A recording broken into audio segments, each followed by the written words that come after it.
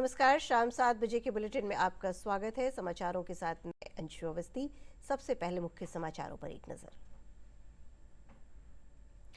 प्रधानमंत्री नरेंद्र मोदी ने मन की बात कार्यक्रम में कहा, संविधान हर कसौटी पर खरा उतरा। उन्होंने युवाओं से संविधान की प्रस्तावना पढ़कर वीडियो अपलोड करने की अपील की।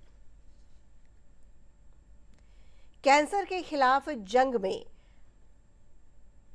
हथियार बना आयुष्मान योजना, पीएम मोदी ने की तारीफ। कहा, इसकी वजह से 90% कैंसर मरीजों का हुआ इलाज। 2 दिवसीय दिल्ली दौरे पर मुख्यमंत्री नीतीश कुमार पूर्व प्रधानमंत्री मनमोहन सिंह के परिजनों से करेंगे मुलाकात। और आचार्य किशोर कुणाल का कल हाजीपुर के कुन्हारा घाट पर होगा अंतिम संस्कार। प्रदेश में शोक की लहर।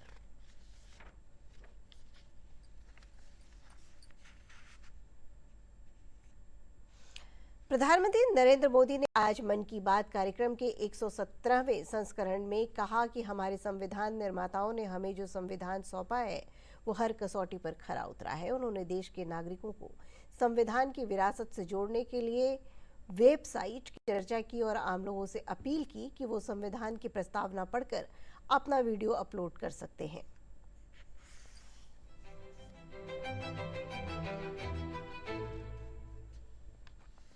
मेरे प्यारे देशवासियों, नमस्कार।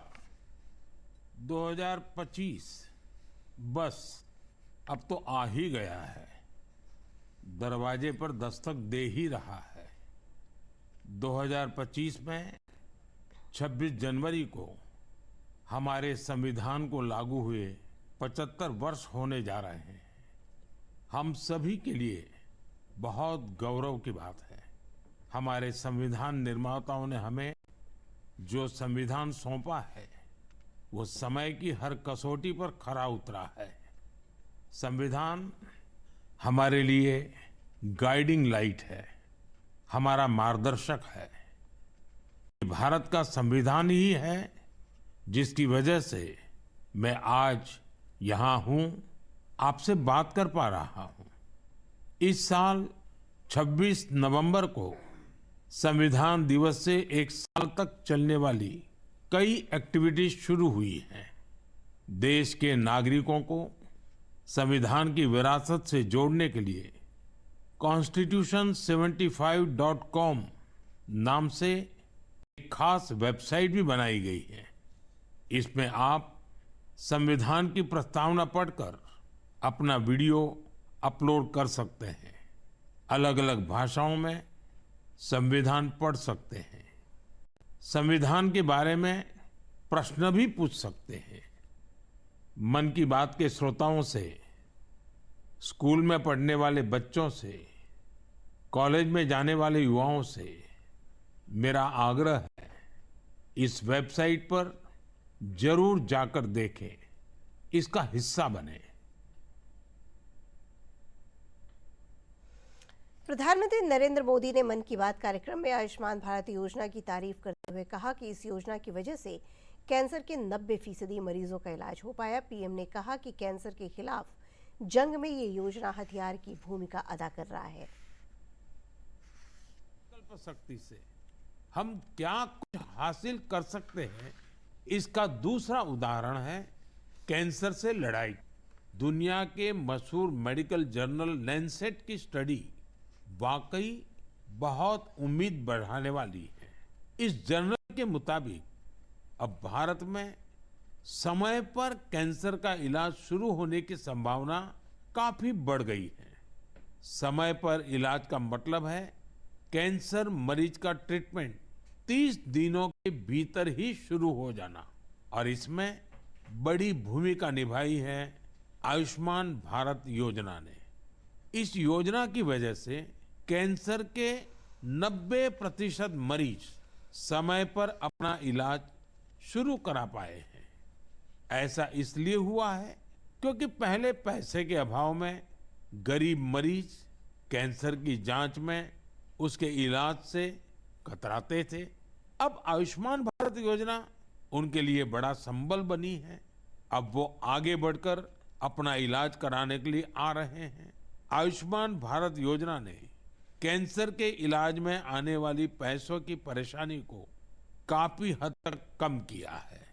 अच्छा ये भी है कि आज समय पर कैंसर के इलाज को लेकर लोग पहले से कहीं अधिक जागरूक हुए हैं। यह उपलब्धि जितनी हमारे हेल्थ केयर सिस्टम की है, डॉक्टरों, नर्सों और टेक्निकल स्टाफ की है, उतनी ही आप सभी मेरे नागरिक भाई बहनों की भी है। सबके प्रयास से कैंसर को हराने का संकल्प और मजबूत हुआ है। इस सफलता का क्रेडिट उन सभी को जाता है जिन्होंने जागरूकता फैलाने में अपना अहम योगदान दिया है। कैंसर से मुकाबले के लिए एक ही मंत्र है, अवेयरनेस, एक्शन और एश्योरेंस। अवेयरनेस यानी कैंसर और इसके लक्षणों के प्रति जागरूकता, एक्शन यानी समय पर जांच और इलाज, एश्योरेंस यानी मरीजों के लिए हर मदद उपलब्ध होने का विश्वास। आइए हम सब मिलकर कैंसर के खिलाफ इस लड़ाई को तेजी से आगे ले जाएं और ज्यादा से ज्यादा मरीजों की मदद करें।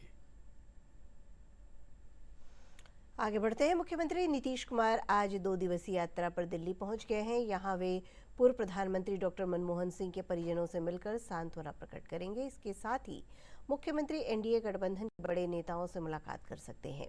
ऐसे कयास लगाए जा रहे हैं कि भाजपा के शीर्ष नेताओं से मुलाकात के बाद संयुक्त प्रेस वार्ता कर बयान जारी किया जा सकता है। पिछले दिनों बिहार विधानसभा चुनाव में मुख्यमंत्री का चेहरा कौन होगा, इसको लेकर एनडीए नेताओं के अलग अलग बयानों से भ्रम पैदा हो गया था। नेता प्रतिपक्ष तेजस्वी यादव ने कहा है कि आगामी विधानसभा चुनाव के पूर्व उनकी पार्टी सदस्यता अभियान चलाकर 1 करोड़ से अधिक लोगों को अपनी पार्टी में जोड़ेगी। कल वैशाली के राघोपुर प्रखंड के मोहनपुर पंचायत में एक जनसभा को संबोधित करते हुए उन्होंने कहा कि उनकी सरकार बनने के बाद प्रदेश में विकास को नई गति मिलेगी। राघोपुर में एक डिग्री कॉलेज बनाया जाएगा और हम लोगों का पूरा बिहार में टारगेट है कि 1 करोड़ सदस्य जो है पार्टी से हम लोग जोड़ने का काम करें। आपके रहते हुए डिग्री कॉलेज नहीं आएगा। हम बोले एकदम होगा डिग्री कॉलेज किसी भी कीमत पे।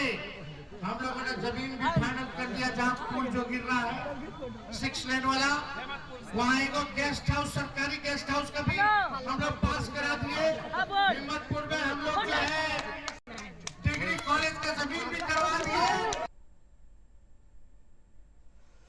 समाचारों का सिलसिला जारी रहेगा। जल्द लौटेंगे एक छोटे से अंतराल के बाद।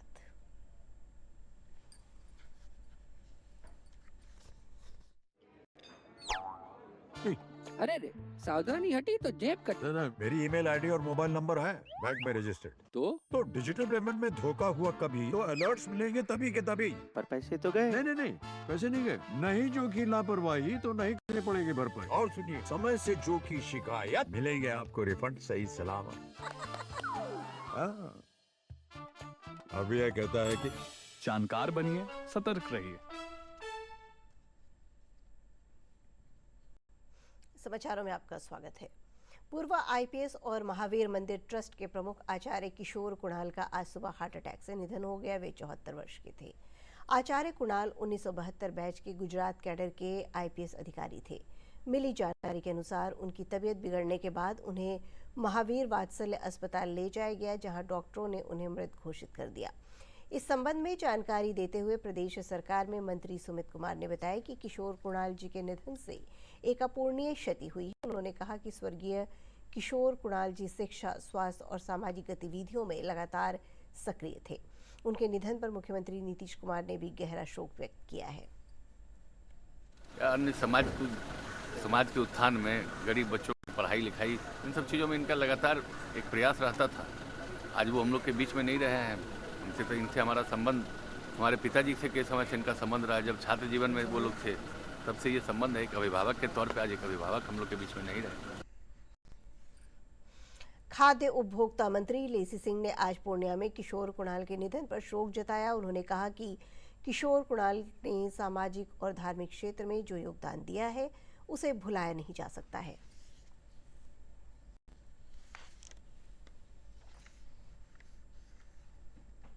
बिहार ही नहीं, देश के धरोहर थे। धार्मिक क्षेत्र में उनका योगदान अतुलनीय है और बिहार और देश कभी भूल नहीं सकता है उनके योगदान को। और ईश्वर से प्रार्थना करते हैं कि ऐसे जो व्यक्तित्व थे, बिहार के धरोहर थे, एक स्तंभ थे, उनको ईश्वर। जदयू के प्रवक्ता नीरज कुमार ने कहा कि आचार्य किशोर कुणाल के निधन से मैं मर्माहत हूं। उन्होंने कहा कि किशोर कुणाल का आध्यात्मिक क्षेत्र में किया गया योगदान अहम है, जिसे दुनिया हमेशा याद रखेगी। उनकी दुखद मृत्यु पीड़ाजनक और मर्मांतक है। पुलिस पदाधिकारी के रूप में उन्होंने अपनी ईमानदार छवि पेश की। विभिन्न दृष्टांत उसके उदाहरण हैं। आध्यात्मिक जगत में भी उन्होंने महत्वपूर्ण हस्ताक्षर किया। और अब खबरें फटाफट देखते हैं।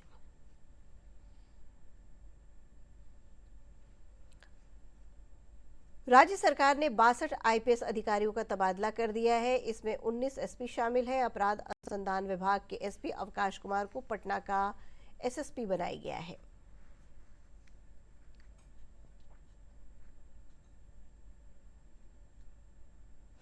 आईएएस संजीव हंस मामले में ईडी ने उनके करीबी सेवानिवृत्त अभियंता सुनील कुमार के 4 ठिकानों पर छापेमारी की है।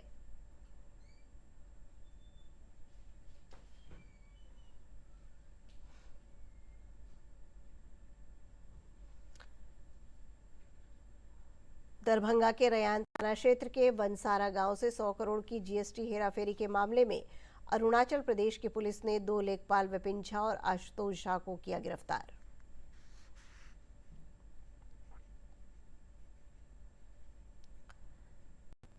सत्तरवीं बीपीएससी प्रारंभिक परीक्षा को दोबारा से आयोजित करवाने के लिए अभ्यर्थी लगातार प्रदर्शन कर रहे हैं। आज अभ्यर्थियों ने एक जत्थे ने गांधी मैदान पहुंचकर आयोग के खिलाफ नारेबाजी की।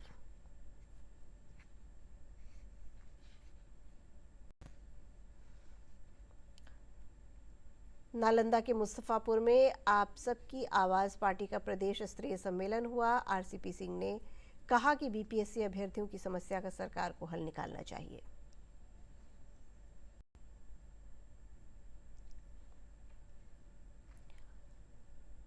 समस्तीपुर में एपोआ की 2 दिवसीय बैठक हुई। इसमें एपोआ राष्ट्रीय महासचिव मीना तिवारी ने आरोप लगाया कि इस साल बिहार में महिला उत्पीड़न की घटना में बढ़ोतरी हुई है।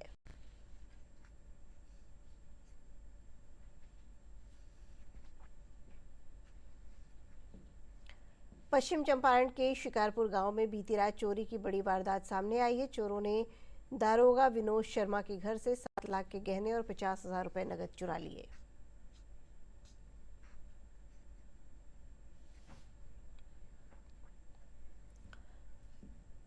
पूर्णिया में अखिल भारतीय विद्यार्थी परिषद का 4 दिवसीय अधिवेशन शुरू हुआ। इसमें 36 जिलों से आए 1500 छात्र हिस्सा ले रहे हैं।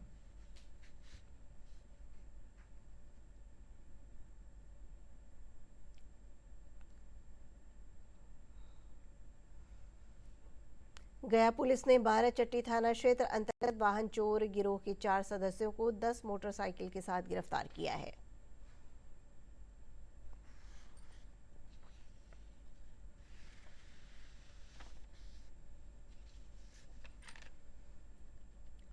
अररिया जिले के शाही पैलेस में बज़्म हसन की ओर से जुबैरुल हसन गाफिल की पुण्य स्मृति में शामी गजल का आयोजन हुआ।